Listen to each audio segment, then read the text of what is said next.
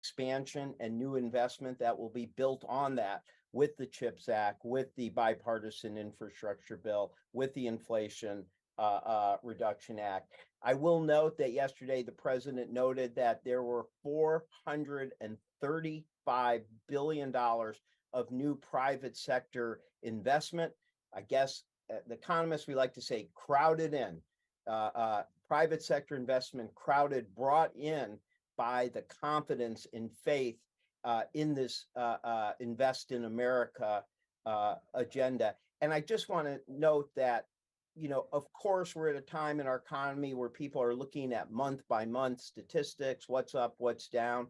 But these companies that have invested $435 billion, they have made a long-term bet on the United States, and they've made that long-term bet based on the fact that the American Recovery Plan brought back our economy stronger than any economy in the world, brought our unemployment rate down to historic lows, created the first and second most jobs in 21 and 22 of any year in American history. So those $435 billion, those companies, they are looking at the future, and they're deciding to build their futures here year by year, decade by decade. And that is extraordinary. And this is what much of this Invest in America tour will highlight.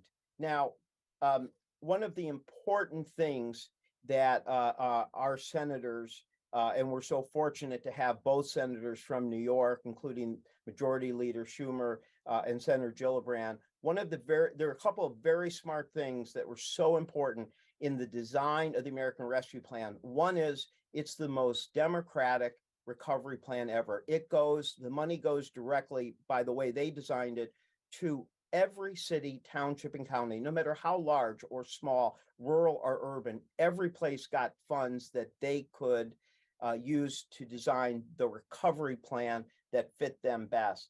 And secondly, they recognized that while there would be a large investment in broadband coming if the infrastructure bill would pass, that they were going to do a down payment in the American Rescue Plan. And that down payment is significant. It is $25 billion. It is $10 billion through the Capital Projects Fund, which is what we're announcing today. State and local government leaders have chosen to spend another $8 to $10 billion of their funds on broadband. And then there was a $7 billion emergency connectivity fund, separate from the Affordable Connectivity Fund, that has already gone to 326 school districts in New York, over $700 million. So what we're talking about today is one of the critical down payments in the Capital Projects Fund and in the down payment that was put in the American Rescue Plan. I'll just say, as someone who's been involved in this for a long time, the pandemic was the national teaching moment. There was always, a movement to get internet into a school, into a library, into a classroom, try to help. The pandemic showed as clearly as can be, if you don't have high-speed, affordable broadband strong enough to allow two parents to work from home and several children to do homework from home, you are not able to fully share in the economic and educational opportunity that is key to the American dream. So this is why this is so important. I'm going to briefly go to Jacob Levenleft, who has been my partner, the coordinator at Treasury of the significant funds they've gotten on the American Rescue Plan. And then we're going to go to what we consider the dream team for New York, which is to have both senators, Majority Leader Schumer. Then I'll turn to Senator Gillibrand. And then I know the governor is pulling out, is in the middle of some budget negotiations, which I understand, but she'll close us off. And then we will have both Joshua Breibach from New York and Joey Vender from our Treasury Department, who will be able to help on any of the more detailed questions. So with that, Jacob, do you want to say a few words? Well, thank you so much, Gene, and thank you to Majority Leader Schumer Senator Gillibrand and Governor Hochul for not only joining us, but for your tireless work to help more families access affordable broadband. As Jean mentioned, I lead Treasury's Office of Recovery Program, which is tasked with implementing the department's efforts under the American Rescue Plan, including the $10 billion Capital Projects Fund. As Jean mentioned, the pandemic exposed the deep digital divide that exists in our country. According to one estimate, almost 1 out of 3 internet users worried about paying their internet bills during the pandemic. And that's why the leaders on this call worked so hard to secure funding for broadband, including under the American Rescue Plan. So today, I'm pleased to announce that New York has been approved to receive $100 million for broadband infrastructure, which the state estimates will connect approximately 100,000 households to high-speed internet access. That means in total, 37 states have been approved now to invest over $5.2 billion of capital projects funds in affordable, reliable, high-speed internet, estimated to reach more than 1.5 million locations across the country. You'll hear more from our speakers about New York's plans, but one thing that is especially exciting about today's announcement is that the $100 million in New York capital project funds being announced today will be used to upgrade internet access in affordable housing units, connecting low-income families and helping to close the digital divide. Projects like New York's are part of the administration-wide strategy to invest in broadband, one that we at Treasury are taking in coordination with our colleagues, not only at the White House, but Commerce, the FCC, and the U.S. Department of Agriculture. And they complement other efforts we've taken, working with states like New York, to use American Rescue Plan funds to support affordable housing, whether through emergency rental assistance, the Homeowner Assistance Fund, or the state and local fiscal recovery fund. So with this down payment, we're laying the groundwork for future funding provided in the bipartisan infrastructure law, increasing access to high-speed internet and reducing broadband bills for Americans. Already, President Biden's Investing in America agenda has delivered affordable high-speed internet to 16 million American households, not only through the Capital Projects Fund, but the Affordable Connectivity Program funded by the bipartisan infrastructure law, which is saving each household at least $30 per month. So with that, I'll turn it back to Jean and our speakers. Thank you so much. Thank you very much. I try to think of the introductions, but when the American Rescue Plan passed, President Biden said of Majority Leader Schumer, "I've never seen anyone work as skillfully, as ably, as patiently, with determination to deliver such a consequential piece of legislation that was so urgently needed." Considering that that's not only from the president, but somebody who I think was senator for 60 or 70 years or something, it's high praise. And also, I really do have to say, on behalf of the governor and both senators, New York really has been the champion of showing this major shift in investment. You won, 2 of the Build Back Better Regional Challenge programs in Buffalo and in Western New York, some of the largest announcements with IBM and Micron. So the leadership and commitment there has been extraordinary. So with that, Mr. Majority Leader, let me turn it over to you.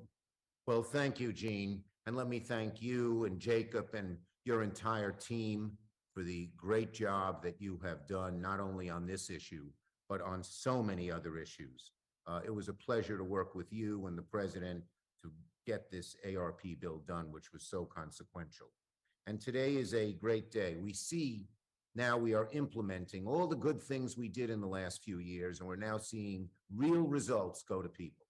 And that is very, very important. And I'm so pleased that that is happening.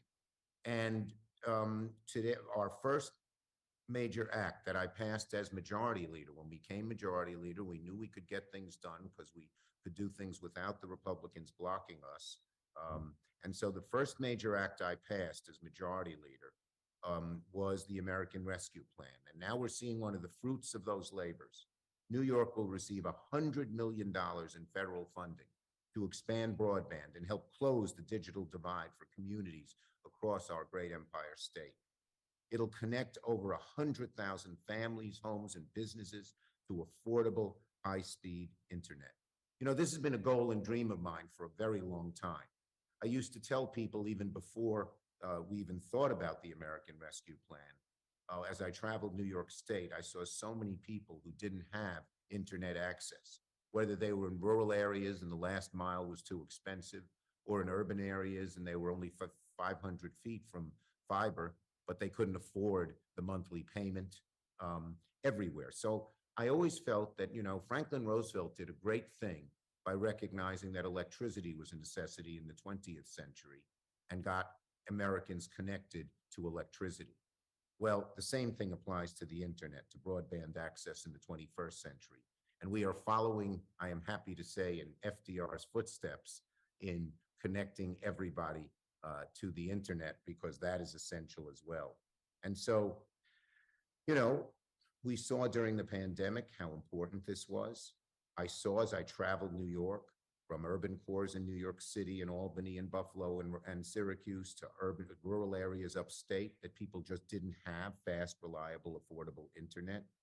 During COVID, we saw how essential this was. We saw people driving to libraries and fast food restaurants and other places miles from their homes, sitting in parking lots for hours just to log on for the day so they could go to work, talk to a doctor, or do whatever else is needed. And that shouldn't happen no matter how small a community is, nor how poor the residents are in areas. Many old apartment buildings in New York do not have internet access. Many of them were built a long time ago. And this funding is going to go to modernize those buildings and bring high-speed internet to over 100,000 people in older buildings. This is how people go to work, they go to school, they get health care, they stay connected with people they love, and they just are part of the culture of our society. You need the internet for all of these. And so, as I said, high-speed internet is critical infrastructure, just like electricity has always been. And when I became majority leader, I made it my goal to fight to make investments to change that. And now that investment has been fully downloaded and is ready to be deployed across the Empire State. The $100 million in new funding that I secured in the American Rescue Plan is game-changing for New York State. The dial-up efforts to ensure New Yorkers are fully connected in the 21st century. And when Senator Gillibrand, and I'll have a little more to say about her in a minute, but when Senator Gillibrand and I procure all this money for New York, we have great confidence because we have a governor who is an on-the-merits governor, a hard-working governor, a governor who looks at the details, that it will be put to work in the right way. And I want to say to Governor Hochul, you've done a tremendous job taking the federal investment that we have delivered and putting those dollars to work. New York is now leading the nation with over 1 million qualifying households in the federal Affordable Connectivity Program. These funds go to help these families get the internet access they need. I remember I was in Brooklyn and I saw a lady during the height of COVID. She works as a healthcare worker. And she said, I'm so happy. My son is starting first grade and I saved up and bought him a computer so now he can get to the first grade. And I saw her then in October and I said, how's your son doing? She said, unfortunately, I lost my job. Even though we have the computer, I can't afford the $70 a month to connect to the internet. He's not doing well at all. These are the kinds of stories we hear over and over and over again in urban New York, in suburban New York, in rural New York, and this is going to change all that. So I want to say this is only the beginning of major investments coming to New York from the federal government to close the digital divide. I worked really hard in the BIF bill. We got $65 billion to expand high-speed internet to both underserved communities and rural communities. And together, the bipartisan infrastructure law and the American Rescue Plan are the 1-2 punch to expand broadband to every corner of the state, lowering costs. I also want to say that this is a great day for New York. It's a great day for America. This is what government's all about. Giving people the kind of help they need. This is not frivolous spending, as some on the right wing would tell you. This is needed stuff that Democrats and Republicans and independents support, that liberals and conservatives and moderates support. It enables people to work hard and fulfill their lives. So I'm really proud that we have delivered $100 million in this investment. And I want to thank two other people. First, my fellow Brooklynite, Congressman Jeffries, Well, he wasn't a leader when we passed the American Rescue Plan. It wouldn't have been possible without the House following us. And they did a great job, and Hakeem was very much a part of that, as was the New York congressional delegation. So I thank them. And to Senator Gillibrand. I have a great partner in Senator Gillibrand. We are a team. You know, there are certain delegations in the Senate where the members don't get along. That is not the case here. We love each other. We help each other. We divide responsibilities. She's an amazingly dedicated, passionate, hardworking, and intelligent senator. And let me turn it over to her and say goodbye to all of you. My majority leader responsibilities pull me elsewhere. But thank you, everybody. It's great to be on this Zoom. Thank you so much, Mr. Majority Leader, for making time. And let me just say a moment of introduction to Senator Gillibrand, which is, I think when you look at people putting together something like the American Rescue Plan, it is very hard to simply do things from scratch. You know, Senator Gillibrand had worked on bipartisan legislation on expanding broadband to remote and rural areas and tribes before the pandemic happened, that was able to serve as models. And, you know, as I coordinate all the American Rescue Plan, I also know that one of the crown jewels that's not fully understood in the American Rescue Plan are the billions that are going to create a stronger and more diverse healthcare workforce. You know, much of this was patterned on Senator Gillibrand's Health Force, Resilience Force, and Jobs to Fight COVID-19 Act. So I thank you not only for your pioneering work on broadband, but on other aspects of the American Rescue Plan. So let me turn the floor to you now, Senator. Well, thank you, Jean, and thank you, Jacob, for your leadership from the White House and for our president. I want to really lift up Senator Schumer, because again, without him navigating the very troubled waters of the House and the Senate and getting these huge pieces of legislation done last year, our state and the communities that we serve would not be recovering in the way that they are. And I appreciate his long vision and his dedication to service that have made all of this possible.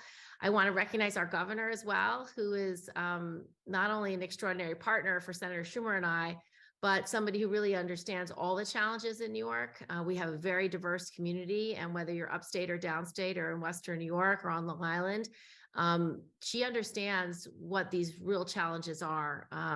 And so I'm very grateful that I have her to work with as well in the state. I think Senator Schumer said it very well. The digital divide in New York is a huge problem that got much, much worse during the pandemic.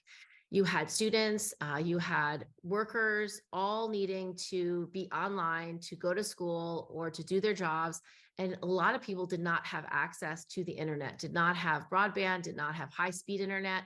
And so I heard from parents all across the state how their kids were sitting in McDonald's parking lots, sitting outside public buildings, having to get access to the internet in whatever places they could find. And that is not the way to protect our country. It's not the way to educate our kids. It's not the way to create a growing economy. So rural broadband and closing the digital divide in cities has been something that certainly Senator Schumer and Governor Hochul have worked on, but I've really tried to make a priority of for a long time, because those are the problems I hear the most about, how hard it is for schools and small kids in school and people who own small businesses, even on farms, being able to file all federal forms require high-speed internet. And it's really hard for parts of rural America that do not get the last mile covered because the companies don't think it's economic. So this money is huge. It's going to solve a lot of problems. And I really trust our governor that she's going to be able to help to navigate which communities need what and where and how to get internet into every household. So I'm very, very grateful. I agree with Senator Schumer that access to the internet is not a luxury. It's a necessity. It's exactly like electrifying the nation under several presidents, but particularly LBJ, who thought it was a fundamental right. It's the same as getting clean water, and having high-speed internet is, I think, this generation's challenge and responsibility. Investing in internet can create enormous economic opportunity. It has lifelong impacts, especially for kids. Research suggests that it leads to new business creation, lowers unemployment rates, creates jobs, raises property values, and improves life and health outcomes in our communities. One study found that every dollar invested in rural broadband could generate $3 to $4 of local economic impact. So it's a priority. We have to make sure everybody has access and make sure everybody has access to high-speed internet. And that means if you only get maybe 5 megabytes per second, it's not enough. Students need to be able to learn at the same time that their parents are working or if their grandparents are getting telehealth services. I can't tell you how many families I heard who were so grateful that telehealth was available to them for life-saving care during the pandemic.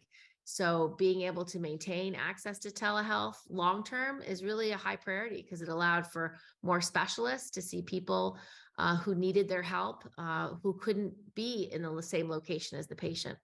So this $100 million is going to help shrink that digital divide in New York. It's going to help our economy grow, and it's going to allow us to build back from the pandemic. So I really appreciate everybody on this call.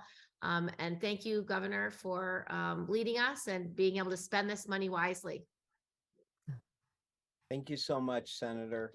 Really appreciate you making the time and your leadership on this and other issues that were in the legislations that have passed, the major bills. Governor, I'm going to turn to Governor Hochul now. It's her team that had to put together this innovative proposal connecting to affordable housing. When I say that she's one of the leading governors in the nation on affordable high-speed connectivity, that's just not a line. She, as I guess my kids would say, brings the receipts. The Connect All initiative in New York is, I think, clearly the largest in New York history and one of the largest, if not the largest, one of the very largest in the nation. Your own leadership on green chips legislation. And I think so much of that, and as the senator said, being now, I think at 1.2 million and leading the nation on affordable connectivity program. But I think you could really see that all visually when you hosted President Biden in Syracuse in October in his visit, along with Leader Schumer, to Syracuse for just a small little $20 billion investment announcement there. So we really appreciate all you've done. We know you have pulled away from some budget issues, and we will let you go back to them, but we'll give you the final word before we take questions. Well, thank you, Gene. And I don't want to ever correct you as someone who once roamed the halls of our Capitol, but our little investment in Syracuse was $100 billion for Micron. So don't leave any money on the table there. It's an exciting time in New York. And a day does not go by where I'm not grateful to have President Biden in the White House, number one, because he understands the needs of the people in our state and across America, the real issues that truly matter. But also so grateful to have the majority leader of the entire Senate, our own Senator Chuck Schumer, and his amazing partner, Senator Gillibrand. You can't take leadership for granted. We have an extremely high-functioning team that delivers for us, and to have Hakeem Jeffries in his position as the minority leader, that's extraordinary. So as the governor who's the beneficiary of all these leaders working together in Washington to deliver the money for us to utilize to better the lives of New Yorkers, it is extraordinary. And I want to thank, again, President Biden in particular, Secretary Yellen, and everyone who works with Gene and Jacob and everyone. Yes, our team worked really hard. I said, this is important. Make sure that you think big, go bold, think about the people who are hurting the most after this pandemic and how we can lift them up as soon as possible. There is an urgency behind this. Too much time has been lost already where people are struggling and left behind.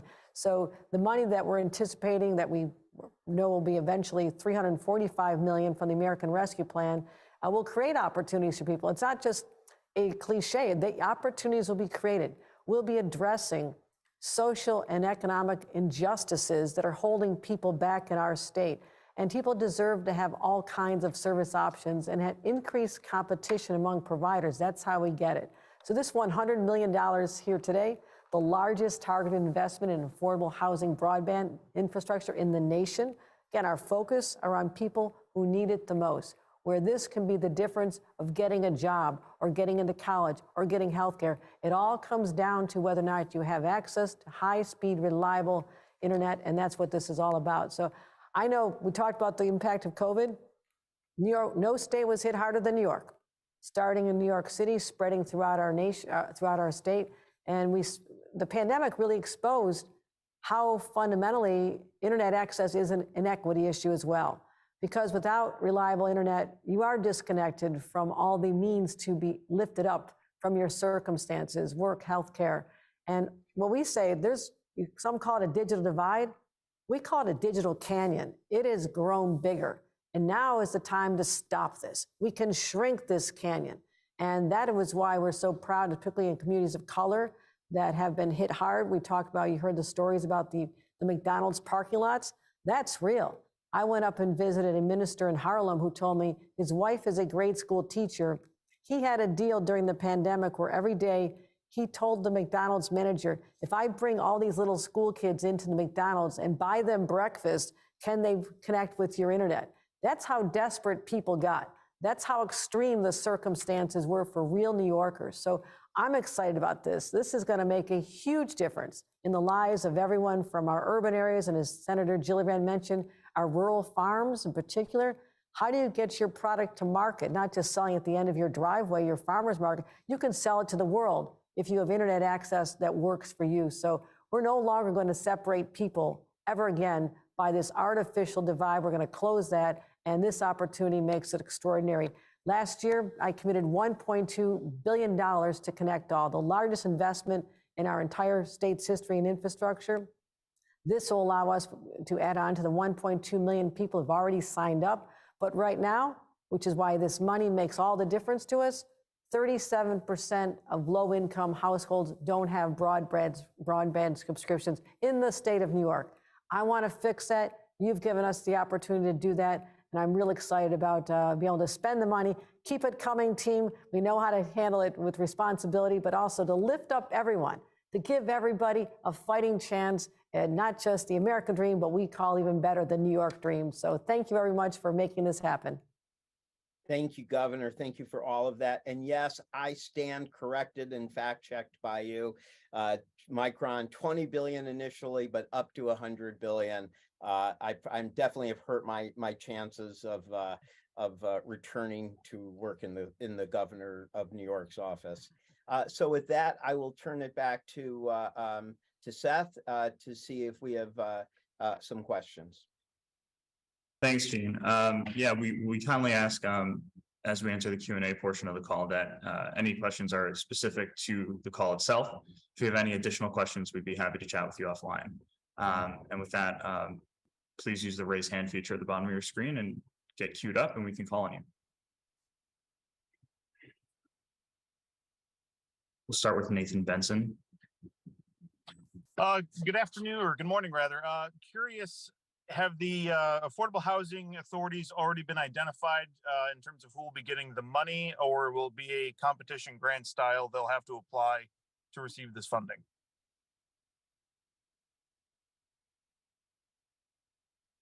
Josh, you should take that. Sorry, Joshua, do you want to take that? Well, it's a grant style funding, so people have to apply for it. And what we typically do in the Senate is we write letters of support for those who are trying to access these grants. Yeah, Senator, that's exactly right. So at broadband.ny.gov, there's a survey up now. So housing providers can express their interest in participating in the program. And then we'll be moving quickly to launch a request for applications for internet service providers to meet those opportunities. So it would be a competitive process. And the governor's office also is going to have New York Connect All office to facilitate and administer the grant. So we'll have New York State focused help as well. Next, we'll go to Larry.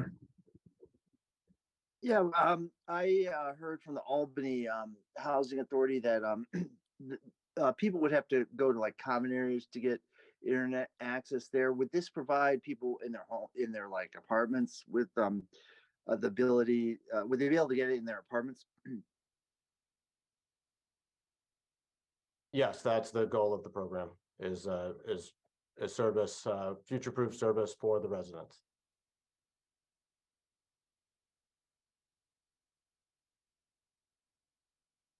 We'll turn to Joe now.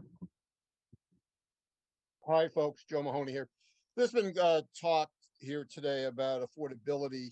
Meanwhile, those who have Wi-Fi would be greatly impacted, and this would be far more far-reaching if this passes. But in the Democratic budget in Albany, there's proposed sales tax on streaming services. So that would affect all Wi-Fi customers, and you're talking about 100,000 people. So some New Yorkers are going to see this as Democrats offering something with one hand and then proposing to take it away with another hand. Governor Hochul has not yet commented on that proposal, although she did call for no new taxes. So do you think your colleagues in the Democratic Party in Albany representing local districts should refrain from imposing these new sales taxes on streaming services?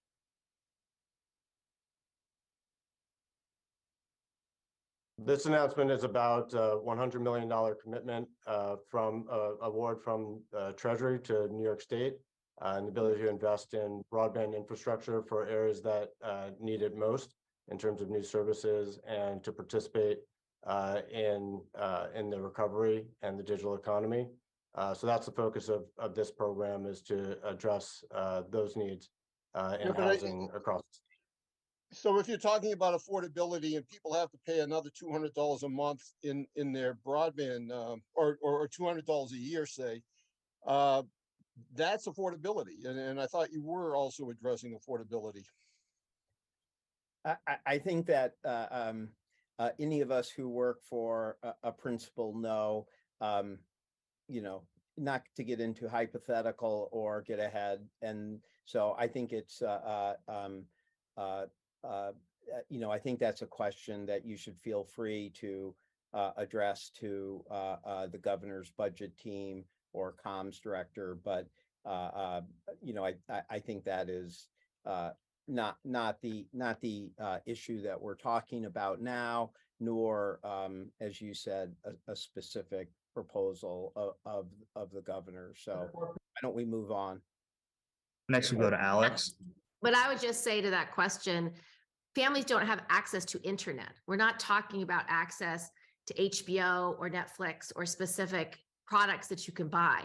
You need access to internet to get your education, to file your federal forms, to participate as a business. It's a fundamental need. And so this program is targeted to the fundamental need. We are not talking about what type of programs you're going to then go buy. We're literally talking about making sure internet gets into homes in rural parts of our state and into housing authorities and inner cities where they do not have access. So it's unrelated. And this amount of money is huge because it's going to open up opportunities across the state that have been unaffordable for communities because the for-profit providers were not willing to do the last mile. I'd only want to add to the senator's excellent point is that any provider that takes our funds will have to participate in the affordability program, the ACP, that is administered by the Federal Communications Commission. And what that does is provide a $30 a month subsidy for families who sign on to the internet. And because of the tremendous work of the administration, getting most of the major players and most of the major providers to agree to provide service at $30 a month, the result will be that for qualifying households, they will get the internet, high-speed, reliable internet for free because of the combination of our program and the affordability program run by the FCC. It is a tremendous synergy that is being displayed across the administration. And just to add, New York recently celebrated going over 1 million people participating in that affordable connectivity. program and believe is up to 1.2 million, which is, again, if not the highest, certainly very, very top of the highest of any state in the country.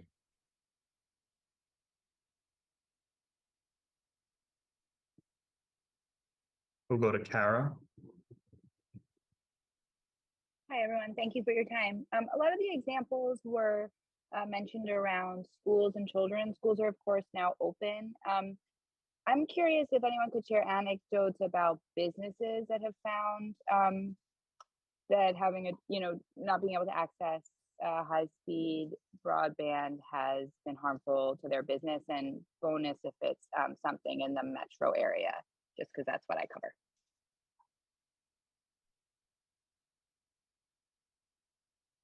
I think that's something we can follow up with you on. This program is one part of the governor's Connect All agenda, which is I have some examples. program to address comprehensive needs. Sorry, go ahead, Senator.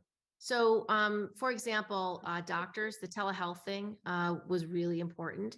And for a lot of patients, older people, for still kids who are home from school, having access to doctors through the internet was vital during COVID. And we found that post-COVID, it literally made the difference between getting life and death saving care in time. And so a lot of doctors in New York, a lot of nurses, a lot of community health centers for our veterans have really tried to retain telehealth because it's just better care, particularly for mental health care. And for just finding out what the problem is and whether they need to come into the emergency room. So that's one business that I've heard throughout every part of the state is necessary. I do think the rural areas, though, those businesses, it's make or break. Like if you don't have efficient internet on a farm, you can't do the things you have to do. So those examples we hear a lot more about, but I think the telehealth is the universal example. And beyond that, other businesses I'd have to ask around to see which ones were really not able to access it, but you'll have a lot of examples in telehealth, especially for seniors and veterans. Thank you. And we also know that there are many, many small businesses where the person's working from their home.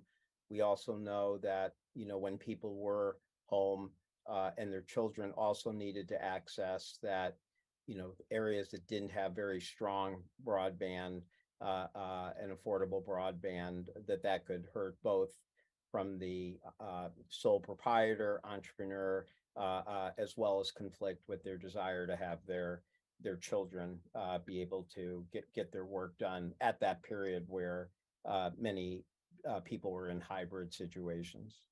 Yeah, and I can tell you as a parent, almost all schools now are requiring kids to submit their schoolwork online. They're asked to, depending on what devices their school gives them, they have to submit their homework at night. And so if parents don't have access to the internet, their kids aren't going to be able to do their homework from home. They're going to have to do their homework at school or at a library or at a public facility. And so the education of kids has turned online, even though they go to school, their homework and the collaborative projects they're asked to do. So I'll give you an example. 3 kids are going to have to update a Google Docs that they have to submit a project by midnight, the day it's due. And so the kids have to be both on the phone and on their computer working on the Google Doc together. That's a common requirement in many schools. And if you don't have the internet, you're totally unable to do your work well. And so I've heard from parents that the work from COVID of making sure every kid had a device and that the families had access to internet has to continue because a lot of families still don't have a device for every kid. We didn't close that divide during COVID, despite the extraordinary generosity of lots of computer companies and not-for-profits that try to meet it. The need, I think, is greater than people realize. Even with this huge amount of money, it's affecting 6% of the unmet needs. So it's real. It's not a small thing. And we have a long way to go, but this is the first really significant effort that is going to dent this problem. We'll quickly go to Alex to close us out. Hi there. So in upstate New York, specifically, I think of Lewis County, which is in my coverage area for the Watertown Daily Times.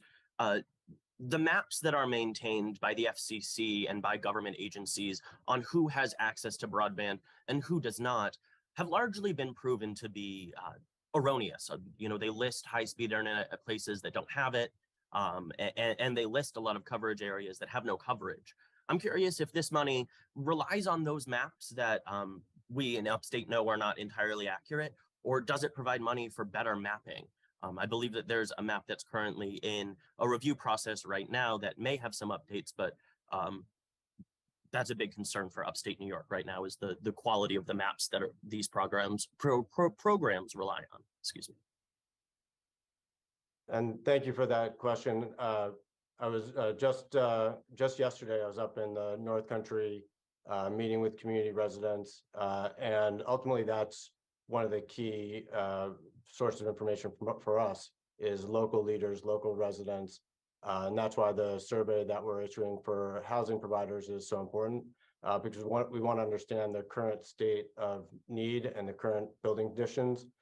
So this is driven by a number of factors, not just the federal and state map data in terms of the opportunity to meet needs and connect those residents and drive economic opportunities in those areas. So it's really going to be driven a lot by our understanding of the housing conditions based on that survey that's at broadband.ny.gov.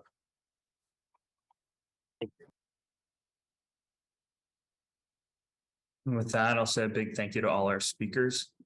If you have any follow-up questions, please feel free to reach out to the White House Regional Communications Team or the Senator's offices or the Governor's office. Have a great rest of your day. Thanks, everybody. And thanks to the White House. Thanks, Gene. Thank you, Senator, and thank you so much for hanging on through all the Q&A. We really appreciate it. Thank you. And thanks, Josh, for answering the state questions. Appreciate it. Thank you so much to our federal partners. Thank you. Yeah, thank you. Take care.